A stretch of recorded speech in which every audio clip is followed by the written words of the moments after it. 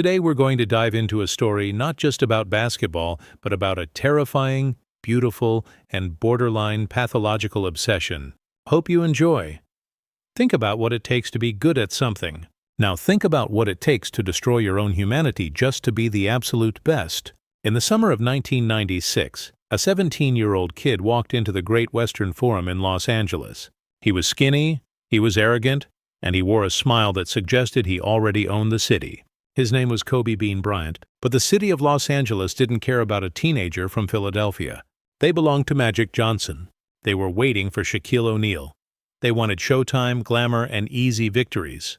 They didn't understand that this kid hadn't come to Hollywood to be a star. He had come to chase a ghost. You see, to understand Kobe, you have to understand the shadow he was running from. He grew up in Italy, isolated, an outsider who didn't speak the language, with only a basketball as his friend.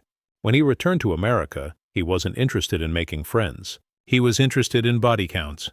He modeled his entire existence, his jump shot, his chew on his jersey, his cold, unblinking glare after Michael Jordan. To 99% of the league, Jordan was a god to be feared. To Kobe, Jordan was a target. In his rookie year, during a crucial playoff game against Utah, the world watched him shoot 4 consecutive airballs. The season ended in humiliation. The fans screamed. The media laughed. Anyone else would have been broken. But Kobe didn't see a tragedy. He saw a roadmap. He went straight from the airport to a high school gym and shot in the dark until his hands bled. The madness had officially begun. By the early 2000s, the blueprint was working. Kobe and Shaquille O'Neal became the most destructive duo in modern sports history, tearing through the NBA and securing 3 consecutive championships. It was beautiful, but it was a toxic, bleeding kind of beauty. Hollywood loved a happy family. But Kobe Bryant didn't care about family. He viewed his teammates not as brothers, but as instruments to his glory. While Shaq lived the life of a beloved, fun-loving superstar, Kobe became a ghost in the dawn. This was the era of the legendary 4:00 a.m. workouts. Imagine a millionaire at the peak of his career, waking up in the freezing pitch black of the morning, driving to an empty gym, and putting himself through physical torture before the sun even cleared the horizon. He didn't do it because he loved the game.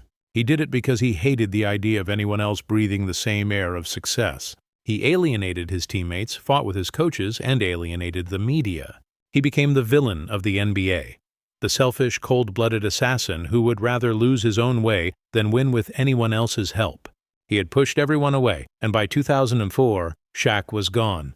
The championship stopped, and Kobe was left completely alone in the kingdom he had burned to the ground. Then came 2005, the darkest chapter of his life. Facing heavy personal turmoil, a devastating legal battle that threatened his freedom, and the hatred of millions of fans, Kobe Bryant felt his life fracturing. The crowd didn't just boo him anymore. They wanted to destroy him. Every arena he entered became a coliseum demanding his head. He realized that Kobe Bryant, the boy from Italy, the vulnerable human being, could not survive this pressure. So, in the dark corners of his mind, he created an alter ego, a cold, unfeeling killer. He called it the Black Mamba. The Mamba Mentality wasn't a marketing slogan. It was a psychological shield, a separate identity designed to channel raw, unfiltered rage into execution. On January 22, 2006, the Matrix broke once again. Against the Toronto Raptors, the Black Mamba put on a display of clinical violence that the world had never seen in the modern era. 81 points. It wasn't just a basketball game. It was a religious experience. He didn't smile once. He didn't celebrate. He just kept striking over and over, refusing to show mercy to his opponents, to the crowd, or to his own exhausted body. He had proven that even if the world hated him, they would still have to respect the monster he had become. But the ultimate test of a predator is not how it hunts in its youth, but how it survives when its body begins to fail. By 2008, Kobe had transformed. He wasn't just a lone wolf anymore. He had learned how to lead. Alongside Pau Gasol, he captured 2 more championships, proving to the world that he could win without Shaq, that his method of absolute mental tyranny actually worked. He had reached the mountaintop again, but the mountain was demanding a blood sacrifice. Years of playing through broken fingers, torn cartilage, and agonizing pain finally caught up to him. On April 12, 2013, during a desperate race to make the playoffs, his Achilles tendon snapped. It is an injury that instantly drops a grown man to the floor in agony. But watch the tape. Kobe didn't cry. He didn't reach for a stretcher. Instead, he stood up on a severed leg, manually pulled his torn tendon back into place with his own fingers, walked out onto the court, and drained 2 free throws before limping off to the locker room under his own power. It was a terrifying display of human will over biological reality. It was the moment he transitioned from an athlete into a myth.